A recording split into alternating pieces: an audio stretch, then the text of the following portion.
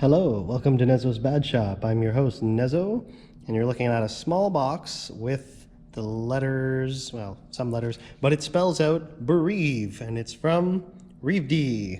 And this is the electronic speed control, or ESC, that we've been waiting for some time. Hyped up for half a year, I guess. And finally, we've got it here in-house in Canada at the Strictly Sideways Club. That's where I am right now. And yeah, we finally got it in. It's been teased for quite a long time, and now it's here. And before shooting this video, I actually got to experience this both in the tuning for the app that I'm showing here on the tablet. Hello, y'all. And in a car. The owner of the track, Brett, his RDX, which has a CAN-side deck and a couple other parts in it. We had it on track, and I got to experience playing with the tuning and the app and all that sort of stuff. And I have a small video from this tablet that I shot as well that will load in the corner somewhere around like here-ish in a little bit. And it will show you the live data from his car on track and me following it around with the laptop kind of from the side of the track, which was pretty neat. And so besides that feature, there's a few other things notable to tell you about this ESC. One, the price point is quite high. In Canadian dollars, this is $500. That's just what it is. Moving on. Besides that, one other cool feature is it has built-in Bluetooth tuning module and is 32-bit based. So that's kind of a neat thing. Now, there are many different ways people can tune ESCs these days. Program card directly, Wi-Fi module was the old way, and now Bluetooth modules are the new way, or a special dongle. I should say, not the predecessor, sorry. For example, the Yokomo BL Pro 4s, they use a Wi-Fi module. The newer Yoko R100 series use a different tuning card. The OMGs use a separate tuning card / their own Bluetooth module now. Other cards are using plug-in cards for the tuning and things like that. So this one has it built in, and because this is built in, this is not approved for racing. So this is drift only, basically. Because that module is built in, it does not meet, I believe, the ROAR or NORCA or the international rule for ESC connection to the driver in real time, something to that degree. I read about it. All the other ESCs that have modules that are detachable, such as the OMG new 160 amp ESC Polaris, whatever it is, I forget the name of it, but that one is pretty similar to this one, but it has a detachable Bluetooth module, and the price point is a little less expensive on that one, but that's for another day. This is now Breve. Now it's cased in a nice black ESC casing, all aluminum with the nice silvery edges and stuff. It does include a fan, which we'll see in the box, a fan in an aluminum casing or something like that, and that bolts onto the top area here. And the other thing the boss was telling me here, Brett, who is Mr. Reve-D, he was telling me that it has 2 power buttons. So it has an external power button, and if something goes wrong with that, you have a power button on the ESC somewhere over there as well. That will also work in case you don't want to use the external one or the external one breaks, something like that. But for features, there's another better shot of the ESC. So you can see there's the plastic fan, which is standard for most ESCs, but it does have a nice aluminum mesh cover that goes on top of it. It says Reve-D on it, very nice. Shiny edge, as they like to do now, their new SE parts lengths are shiny edge. And here, I can tell you some details of the ESC. The continuous current is 160 amp. That seems to be the new way of things. So much like a bunch of the new ones that just got released, they're more 160 amp continuous current. Peaking out at 760. Inputting voltages is good for 2 to 3S LiPo. For 2S LiPo is enough for me. BEC, we have 6 volts or 7.4. And it's a 4 amp BEC, and you can change it between 6 and 7. And for what I've noticed, most configs now, I used to turn everything up to 7.4, but half the time I don't even need to anymore. So 6.0 is probably going to be good enough. The ESC that was in the owner's car was running at 6 volts BEC, and everything was fine, no jittering or nothing. There's the size and weight dimensions for you. It says it weighs 48.5 grams, and I'm assuming that's with the fan and fan cover installed. program via smartphone, and this is I think the only way to program it, but that's fine because it's smartphone or tablet in this case, and Apple, iOS, and Android, the two most popular cell phone operating systems out there right now. This tablet is running on a really old version of Android. It's a Huawei. It's one I got years ago in a phone deal, thrown in for free or whatever. But I was able to go to the Reve-D website and hit the download link and pull up the download link through the Google App Store on this older tablet. Whereas when I searched Breve or Reve-D or basically anything to do with the drift here, it wouldn't pull up in the normal search. So go to the Reve-D's product page for the Breve ESC, scroll down a little bit, and there'll be a link there, and away we go. It's pretty straightforward after that, but yeah, programmable through the phone, and firmware update is by the manufacturer. But this tool here, as you can see there, firmware, when they have firmware available, I'm not sure exactly the process. I'm going to look that up, and that'll be another video. But you are able to update the firmware.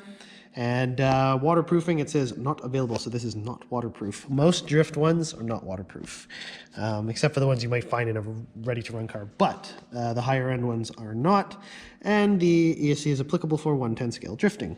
And yes, drifting only because of the built-in Bluetooth module. Most racing clubs will say, yeah, because that module will allow you to change the timing or enable boost at any time. From the side of the track, which was what we were messing with the tablet, because it was nice and big.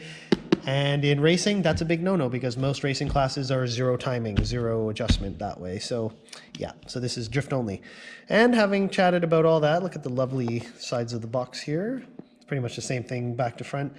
There's the part number RE-BRV, and the few things it says here is the 160 amp ESC demonstrates overwhelming power and uses a 32-bit MCU processor for smooth throttle feeling and high braking performance.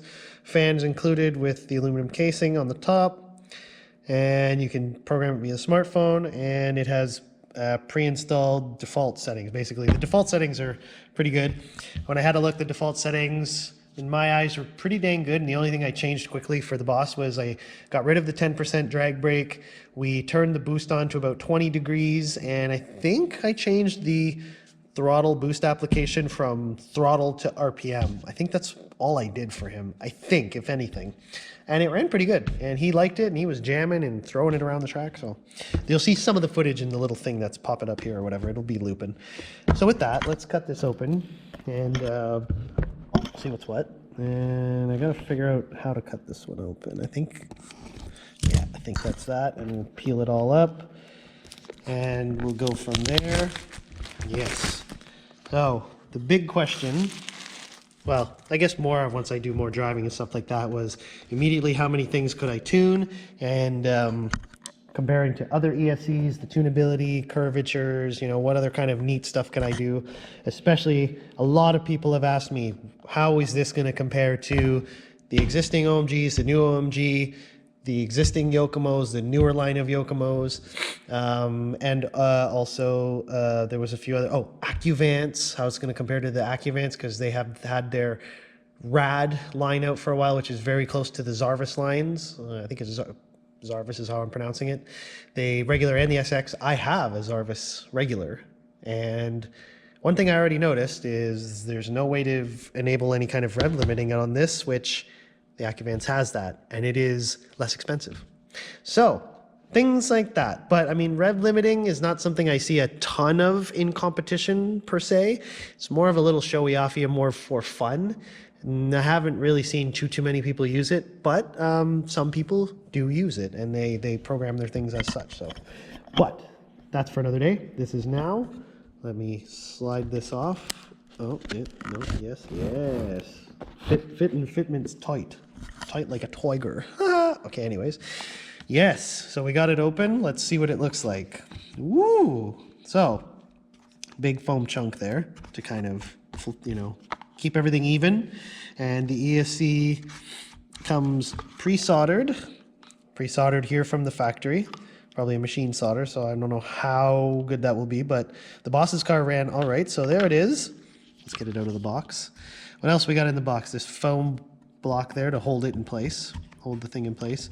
We have a cool card here, it's the size of like a debit card, Breve ESC. And this is the QR code for the instruction manual / to send you to the home page of the product, which you'll then be able to download the app for the phone or tablet. There it is again. So that's good. Cool. Now, is there anything else hiding in here? Because BL Pro 4 users will attest to this. If you've ever bought a BL4 but never checked under the foam, there's 12 gauge wire under the foam. So it may have just blown your mind. And one of my buddies here, he's had a box of the Yokomo BL Pro 4 ESC, and he had it at home for 4+ years. I said, hey, did you ever look under the foam? And he went home and looked under the foam, and he had 12 gauge wire sitting under it. So a lot of us forgot about that. Is there anything under here? My big question. No. No. Okay, so I can say many other ESCs do include 12 gauge wire, although most standardized wire gauge for ESC wires, especially drift or pretty much anything, is 14 gauge. Some of the drift ESCs have been putting 12 gauge now because of the boosty mode, and I saw this on the boss's car. The wire that it comes with is 14 gauge. Now, not that that's bad, but the more boost you'll dial in, the more these wires will get a little warm. Ask me how I know. So this will be fine for time being, or light boosting. And out of the box, the setting here is turbo at 30 or 30. I think it's turbo at 30 degrees or 35 degrees. I can't remember. It's between 30 and 35 degrees, but that's a default turbo setting. Boost is turned off. So you have a light sort of turbo-ish feel right off the hop. And if you just left it alone and never changed that, the 14 gauge will be fine. Just make sure you put a fan on your motor as such. When we do with any boosted setup, I always recommend a fan on your motor, no matter what boost setting you're running. Just keep it cool. Crucially, you'll make it last longer, endurance-wise. Again, ask me how I know. And I will tell you in the comments how many motors I blowed up with boosting and sending them well past 100,000 RPM limit with crazy settings. It was about 4 to 6 months. Anyways, so looking at it, it looks very nice. I love all the shiny edge shimmeriness around the edgery. Listen to my English, eh? Yeah, but the design is nice. It looks good. Comparing this directly to the new OMG ESC, it looks very similar, but the shapings of the case and the design is a little different, a little bit different design-wise. Reve-D fan cover and stuff like that. I like the fan cover, though. It looks pretty nice. Yeah, 14 gauge wire as such, and they're all black as well. So when you do the positive negative, make sure you pay attention to down here, what's what, and just double check your wires that they're all soldered in the right spot, like the black is on the negative and all that stuff. Positive is there on the red. Yep, there's your sensor port. Here is the external button, right? Big crisp button here. That's got a big tactile push to it. Like you gotta push it here. Like, so you gotta, yeah, good. So that's a nice button. And yeah, it looks very good. The fan's already pre-plugged in. There's the switch, the internal onboard switch as well. So if you bury the ESC somewhere, I guess, and you can't get to this, like a screwdriver to start, which we've done with some of them, route this guy out somewhere, and then that will be good. But you can detach it at any point. See, it is plugged in, so it's modular, unlike the Bluetooth module, which is internal on this guy. And other than that, one thing the boss really loved is how long this receiver wire is. And I'm really glad they did this. They were really thinking about this, because this is definitely a drift thing where we started putting ESCs on the rear of the car, and then receivers were like still in the middle towards more of the front of the car. So this now being at the rear of a vehicle, let's say this is your vehicle, here's your ESC. Look at the length of wire, right? The length of wire that's moving through there, that's quite a lot. Even if I were to take the ye old block here and do a demonstration and say there's our motor transmission, so that's still a good amount of wire. Can route it underneath the motor or whatever. So that's one big plus the boss really liked. He said no more wire extensions for ESCs, and yeah, that's quite long. So even if you mount this closer to your receiver or whatever, you can still just curl this up and make a cool like pigtaily curly thing. But the fact that it's so long, that is a big plus. That is really nice. I'm going to give them 5 points just for that. For the big extra wire there. But I wish it did come with 12 gauge wire as an option. I wish they included that for the higher price point this is. Oh yeah, let's have a look at the bottom here. What does it say? Reve-D, powered by Reve-D. ROHS UK, made in China, and applicable for CA, which is California, I think. California approved. There's the built-in Bluetooth laser etching, which is good. That's all laser etched as well. Looks good. Yep. It looks the part. Looks good. It looked good sitting on the boss's RDX, which he was waiting forever to get that on his car. So now he can say his RDX is fully 100% Reve-D. Servo, gyro, motor, and ESC finally. So pair this with an Absolute One, which is what he did, and it sounded pretty meaty on the boost, and his car sounded like it was going well. He said it, initial thoughts were, whereas he likes the smoothness of the throttle. He says it's a little smoother than his BL. And while he said it's smooth while maintaining some aggressiveness, which is kind of good. So, and that's with us really playing with it, just adding some boost, like a 20 degrees of boost onto the factory 30 or 35 turbo, whatever the factory was. Someone can correct me in the comments if you want. I might even put up a little piece of text that says it, but either way, it was between 30 or 35 factory turbo setting. And yeah, so that's that. Gonna get this into a car and we're gonna do some testing on it. This is gonna be my test mule for a little bit. This one was courtesy of the big man here at Strictly Sideways, hooking me up, and we're gonna do a bunch of testing because he's already got one in his car, and I'd like to pair this up with maybe a couple different motors just to see the differences and stuff, because the one I used to always use for testing became the BL Pro 4 from Yokomo to test range of motor or whatever one I liked in my car at the time. So yeah, we'll go from there.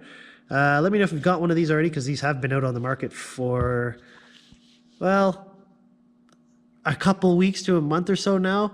Long enough that we're the last ones in Canada to really get this, and that's pretty much for anything drift here in Canada. We're like the last ones to get anything unless it's manufactured in-house here in Canada, like the TDP stuff or Carbon Fury's chassis decks out in BC, so to say. So yeah, we're like the last ones to get all the goodies. So normally, if you're waiting for Bad Shop, Mr. Nezzo here, to do a video on something, we have to wait.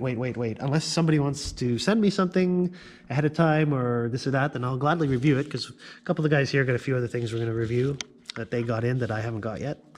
Otherwise, yeah, let me know what you think. Like, comment, subscribe, what you've done tuning-wise or this or that, or if you've changed the wires to 12 gauge, what motors you've paired with it, boost settings you'd like, ease of use, that sort of stuff. Yeah, let me know. And always welcoming the comments. I think I've caught up on comments, and I'm going to try and stay caught up on them, so you should expect replies much sooner now.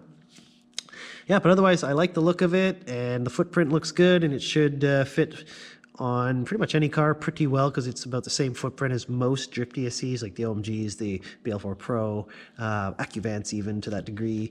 So yeah, we'll go from there, and then have some more driving footage, testery, boost on, boost off, all that kind of stuff with the tablet going live mode. Hello. And yeah, let me know. Thanks for watching. Check you next time. Bye.